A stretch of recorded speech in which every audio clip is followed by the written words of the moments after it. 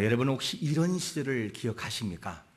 달걀을 한두 개를 깨서 쇠그릇에다가, 그것도 솥에서 삶는 것이 아니라 숯불에다가 올려놓고 지글지글 타올 나오면서 그 익을 때, 그리고 거기에다가 고춧가루를 착착착착착 뿌리고, 그리고 거기에다가 소금을 듬뿍 뿌려가지고 먹던 그런 시절, 그냥 말랑말랑한 그 계란찜이 아니라 딱딱할 정도로 달라붙은 계란찜, 그것을 먹고 난 다음에 맨 마지막에 그것을 자기가 차지하기 위해서 서로 눈치 보고 자기에게 돌아왔을 때 거기다 밥을 비벼 먹으면서 행복해하던 그 시절, 바로 그때에 닭을, 이 병아리를 몇 마리를 구입해서 이제 알을 내기 위해서 사왔습니다. 사온 다음에 큰 다라에다가 비닐을 덮고 거기다 추울까봐 다시 전구를 켜놓고 이렇게 해가지고 했는데, 그만 이 공기를 통한 곳이 없으니까 병아리가 질식해 버렸어요. 질식해 버리고 다 누워있는 거예요, 그냥. 그래가지고 놀래가지고 전 식구들이 늦은 시간에 밤에 아랫목에 이불을 쫙 펴놓고 병아리를 쫙 눕혀놓고 거기서 기다리는 것밖에 없었어. 인공호흡을 할 수 있는 것도 아니고. 그래서 한참 동안 기다릴 때 그 중에 병아리가 깨어나기 시작하는데, 여러분 어떻게 깨어난 줄 아십니까? 병아리 깨어날 때요, 가만히 있다가 이렇게 하면서 깨어나요. 다리도 이렇게 움직이면서. 그때 우리 가족들은 박수를 치면서 와, 살아난다 살아난다. 반은 죽고 반은 살아났습니다. 그러면서 너무 좋아했던 그 기억이 나요. 그러면 우리 인생들을 사랑하시고 죄인들을 영원한 죽음에서 구속하신 예수 그리스도, 그리고 하나님이 자기 백성이 죄에서 구속한 바다 돌아올 때 기쁨은 어떠할까? 이 마음을 성경 누가복음 15장 4절에서는 이렇게 우리에게 소개합니다. 시작. 너희 중에 어떤 사람이 양 100마리가 있는데 그 중에 하나를 잃으면 99마리를 들에 두고 그 잃은 것을 찾아내기까지 찾아다니지 아니하겠느냐. 여러분, 100마리를 잃으면 100마리를 팽개치는 게 아니에요.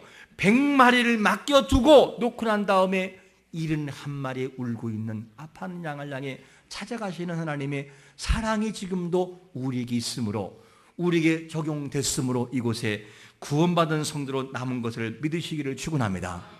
그 사랑이 우리를 위대하게 만들어 놓아요.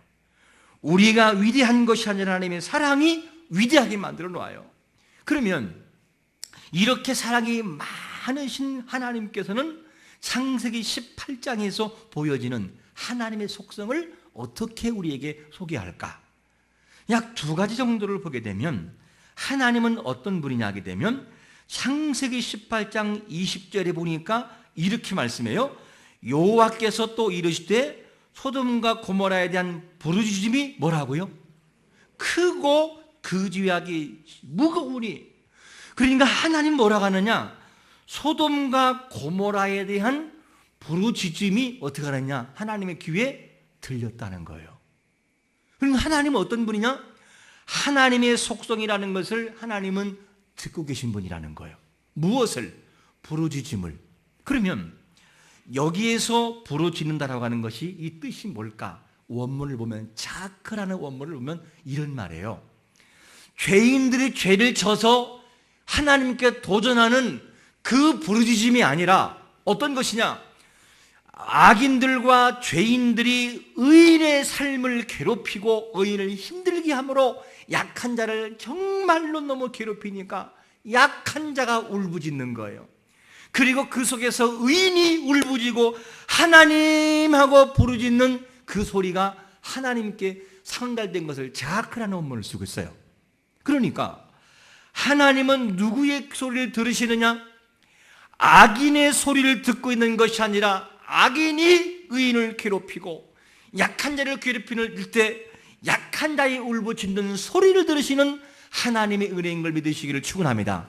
하나님은 그 소리를 듣는다는 거예요. 그러므로 하나님의 마음은 어떤 마음이냐? 항상 죄인의 소리를 들은 것이 아니라 악인의 소리에 민감한 것이 아니라 의인의 소리에 민감하고 약한 자의 소리에 민감하다는 거죠. 그러므로 여러분, 우리가 살아가는 모든 삶 속에서 하나님의 자녀의 소리를 지금도 듣고 있는 것을 100% 믿으시기를 축원합니다. 그게 하나님의 사랑이라는 거죠. 그러니까 우리는 너무너무나 감사할 수 있습니다. 그러면 이렇게 의인의 소리를 듣고 있는 것이 하나님의 속성이라면 또 한 가지 하나님은 어떤 분이냐? 창세기 18장 25절에 보니까 이렇게 말씀하세요. 중간절 보면 의인과 악인을 같이 하심이 뭐하다고요? 부당하다. 그러면서 세상을 뭐 하시는 분? 심판하시는 분이라는 거예요. 하나님은 어떤 분이냐? 세상을 심판하시는 심판주가 되는 걸 믿으시기를 축원합니다.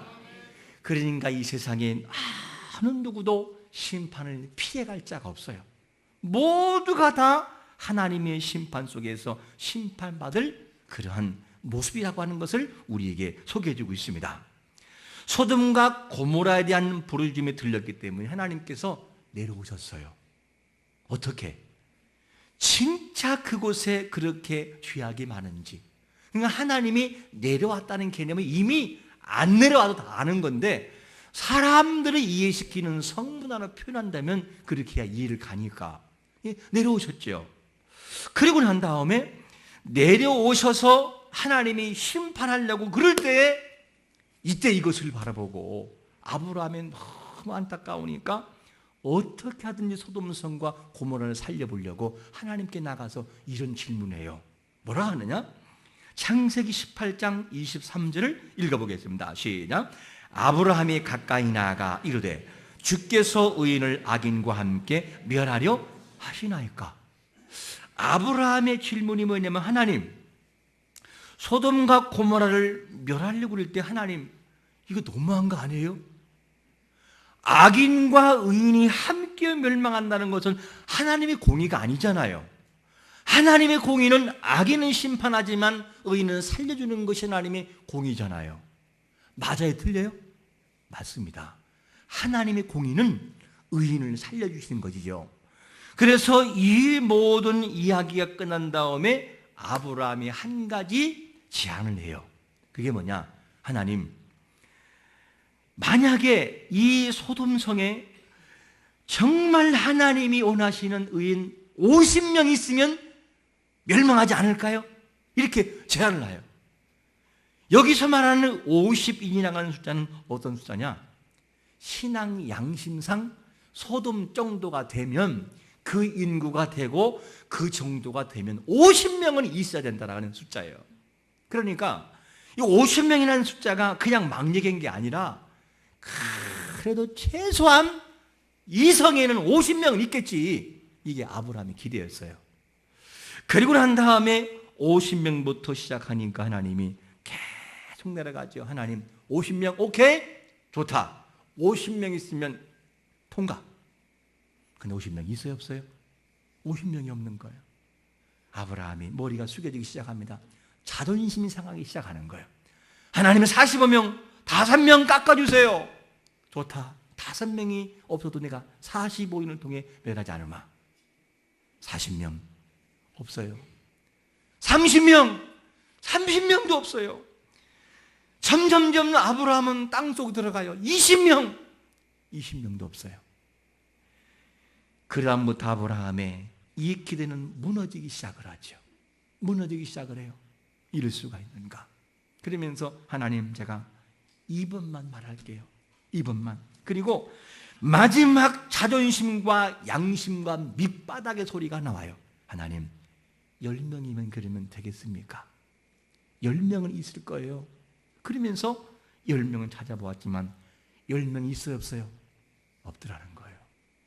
여러분, 이것을 소돔성으로 보지 말고 우리 입장으로 바라본다면 기가 막힐 노릇이에요. 어떻게 그 큰 성에 10명이라는 의인이 없을까? 하나님을 찾는 사람도 있었고 하나님 함께 찬양 드리는 사람도 있었고, 그런데 어떻게 해서 소돔성에 10명의 의인이 없단 말인가? 말이 되지를 않는 거예요. 그리고 이 10명이 확인해 보니 없은 다음에 아브라함과 이 하나님과 대화가 마무리되거든요. 어떻게 끝나느냐? 이렇게 끝나요. 한번 보세요. 창세기 18장 33절입니다. 시작. 여호와께서 아브라함과 말씀을 맡으시고 가시니 아브라함도 자기 곳으로 돌아갔더라. 저는 정말 이 말씀을 한참 묵상했어요. 아브라함 심정이 어땠을까? 아브라함의 마음이 어땠을까? 혹시 이러지 않았을까? 정말 해도 너무하다. 도대체가 이 소돔성이라는 곳이 해도 너무하다. 진짜 어떻게 10명이 없을까? 이랬을까? 아니면 세상에 이 정도인 줄은 몰랐네. 내가 해도 이 정도인 줄 몰랐네. 아니면 아브라함이 걸어가면서 소돔성을 바라보고 한번 울었을까? 하나님, 할 말이 없습니다. 할 말이 없습니다. 그랬을까? 아브라함의 심정이 너무 착잡했을 거예요. 하나님을 떠나가는 아브라함의 모습, 하나님이 떠나는 그 모습, 이 모습은 너무 기가 막히죠. 하나님이 우리를 향해 거는 기대는 어떤 것일까? 하나님이 우리를 향해 거는 기대는 어떤 것일까? 사단이 우리에게 믿는 성도를 고자질하고 모함하고 할 때 욥에게 내가 사랑하는 욥은 절대 그런 사람이 아니다 라고 말할 때 하나님이 우리를 보고 진짜 그런가요? 우리를 바라보신다면 하나님의 얼굴이 어떨까? 사단 앞에서 얼굴이 뜨거울까? 아니면 춤을 추실까? 그것 봐라, 내가 사랑하는 그는 그런 사람이 아니란다. 이 성도 저 성도는 봐라, 너무나 아름답지 않냐? 이런 말을 드려야 되는데 우리의 가정 어떨까? 우리의 가정에 하나님을 향한 믿음을 드리는 그 가치 정도는 어느 정도일까? 하나님이 보실 때 우리를 뭐라고 바라보실까? 그리고 우리 구역을 바라볼 때 하나님이 뭐라고 바라보실까? 그리고 하나님이 우리 정말로 교회를 바라볼 때 하나님이 뭐라고 바라보실까? 그래도 잘 나가는 교회요, 그 정도면 되는 교회라는 교회라고 할 때 하나님 내려와서 보신다면 뭐라고 말씀하실까? 그리고 이 나라 민족이 정말로 기독교인들이 약 970만이라고 하는 통계가 나와 있는데 약 1000만이라는 숫자가 되는 이 대한민국을 바라볼 때, 하나님이 바라볼 때 정말 위기 속에 쓰시려고 하는 사람을, 의인을 찾은다면 몇 명이 나올까? 여러분, 참 눈물이 나오잖아요. 진짜 하나님이 원하시는 의인을 찾는다면 몇 명이 있을까? 우리 교회에서는 몇 명이 선발될 수 있을까? 우리는 그 속에 들어갈 수 있겠습니까? 우리 이것을 바라본다면 정말로 우리 마음을 다시 한번 바라봐야 되죠. 여러분, 하나님이 우리 개인과 가정과 교회와 이 나라 민족을 놓고는 기대, 정말로 하나님이 바라보실 때 춤을 춰야지 피눈물이 흘려서는 안 되는 것을 믿으시기를 축원합니다. 하나님이 우리를 바라볼 때 어떠할까? 소돔성의 의인 10명이 없을 때의 심정이 어땠을까?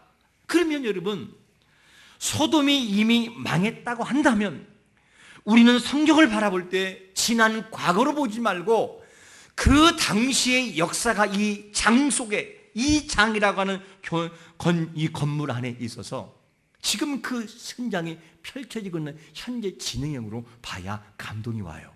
그러면 소돔과 고모라성 사람들이 돌아온다면 하나님이 정말 그들의 기쁨을 주시거든요. 그리고 죄악이 딸지라도 하나님께서 그 사람들이 돌아올 때 은혜를 주십니다. 이스라엘 백성들이 포로로 끌려갔을 때, 그때 만약에 너희가 돌아온다면 주시는 약속이 있어요. 뭐라고 약속 주시느냐? 역대하 30장 9절에 보니까 이런 약속을 주고 있습니다. 시작. 너희가 만일 여호와께 돌아오면 너희 형제들과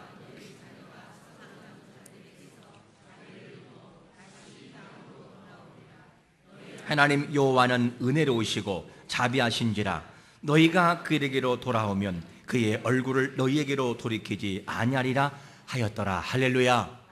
하나님은 자비가 많아서 돌아온 자를 용서하시고 받아주지요. 이게 하나님의 은혜라는 거죠. 그러면 하나님께 돌아오면 분명히 용서를 받고 그분께서 우리를 깨끗하게 하셔요.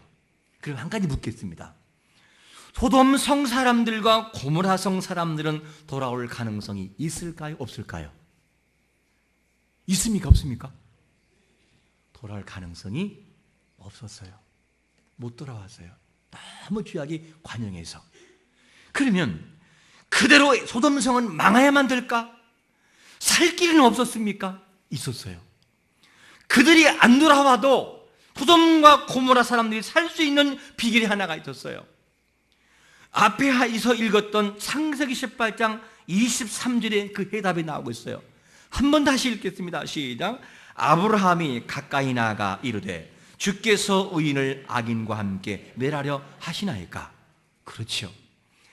의인과 악인이 함께 멸할 수 없다면, 소돔성 사람은 돌아갈 수 없다면, 그러면 그 속에 남아있는 의인 몇 명이요?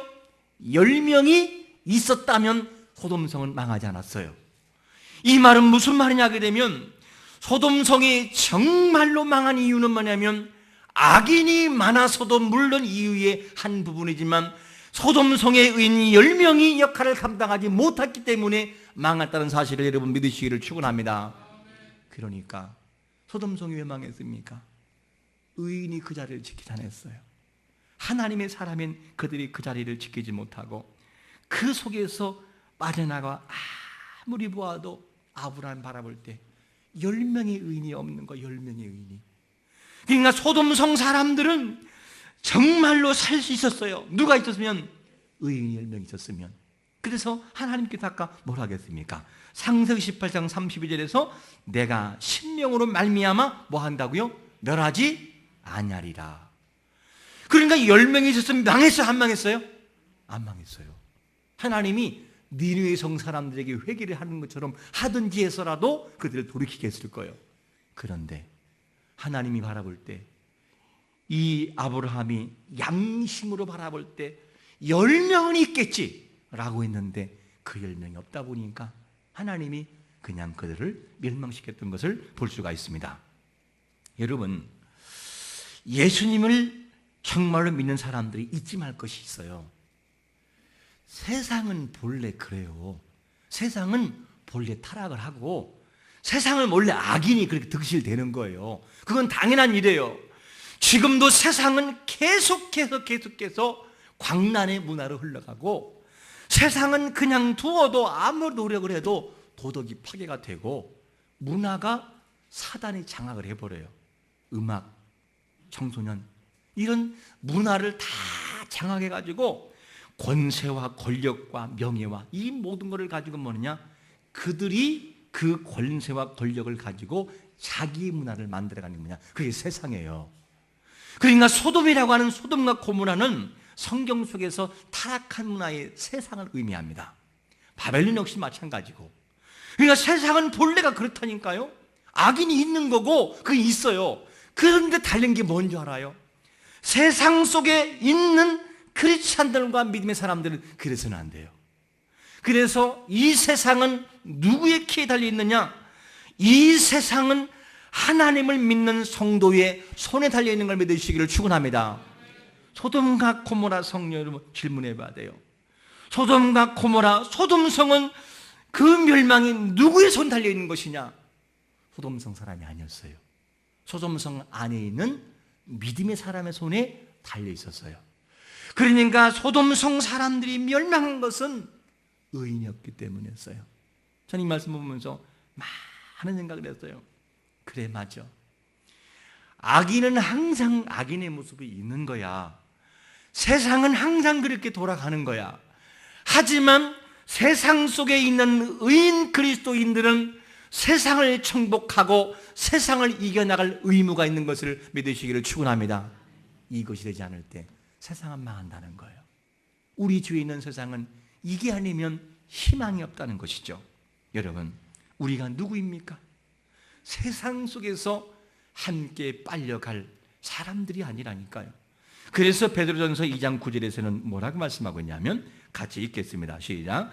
그러나 너희는 택하신 족속이요 왕같은 제사장들이요 거룩한 나라요 그의 소유가 된 백성이니 이는 너희를 어두운 데서 불러내어 그의 귀한 빛에 들어가게 하신 이에 아름다운 덕을 선포하게 하려 하심이라. 할렐루야.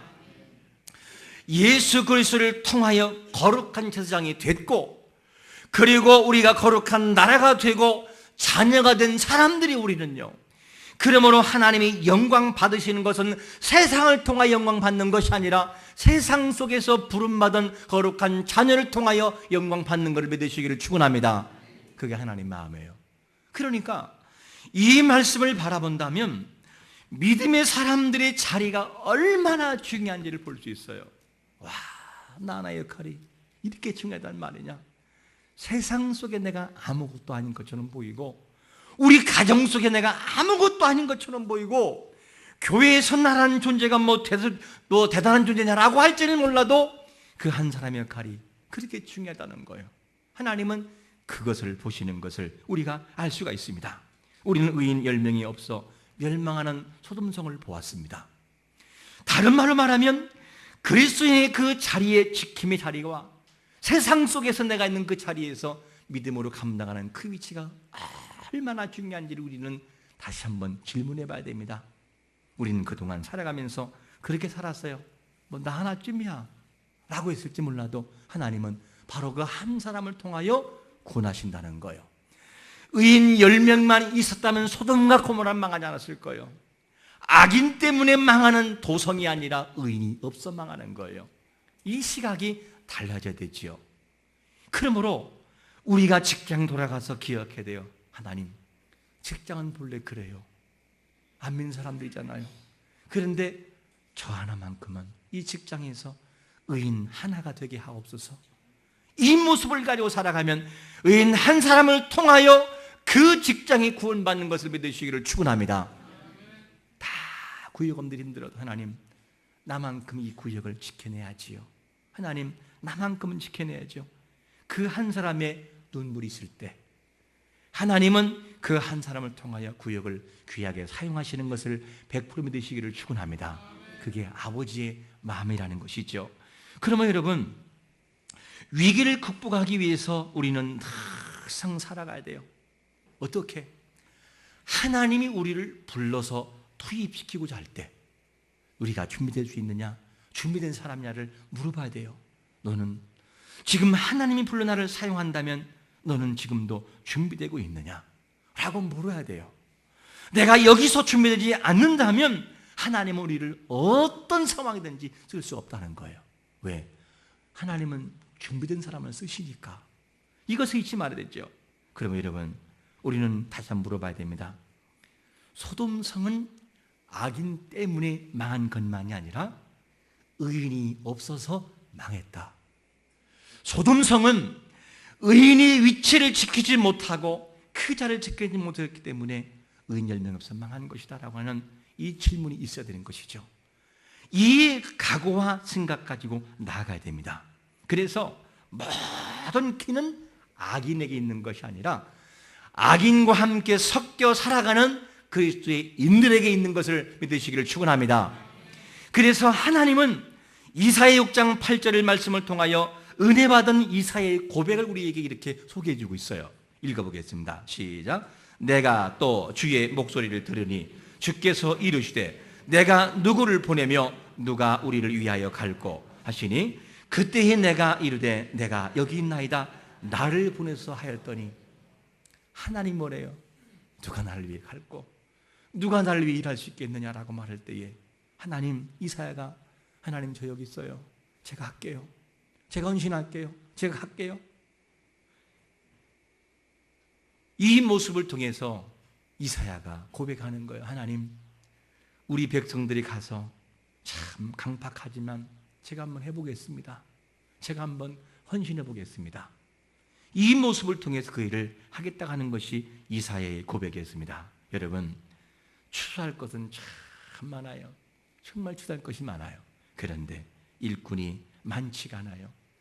하나님의 영광을 위하여 일할 사람이 많이 필요한데 일꾼이 적어요. 여러분, 하나님의 받으시는 영광은 세상이 아니에요. 세상 속에서 부름받아 나온 교회 안에 소속된 이 사람을 통하여 영광을 받으신다는 거예요. 주님은 지금도 여러분들 기다리고 있어요. 여러분, 한 사람이 그렇게 되기 위하여 그 사람을 기다리고 있다는 사실을 기억하고 지금 당장 나에게 유익이 안 돼도 그래도 그 일을 할 수 있느냐? 주님은 묻고 있는 거죠. 그 한 사람을 찾아 지금도 하나님은 지금 헤매고 있는 것입니다. 여러분, 이 시대, 정말로 이 시대는 다른 세상 사람의 도덕이 있는 것이 아니라 바로 깨어있는 그 한 사람을 통하여 시대가 변한다는 걸 기억하고 2017년도에는 정말로 삶으로 우리 믿음을 증명해낼 수 있는 복된 성도가 되시기를 예수 그리스도의 이름으로 축원합니다. 아멘.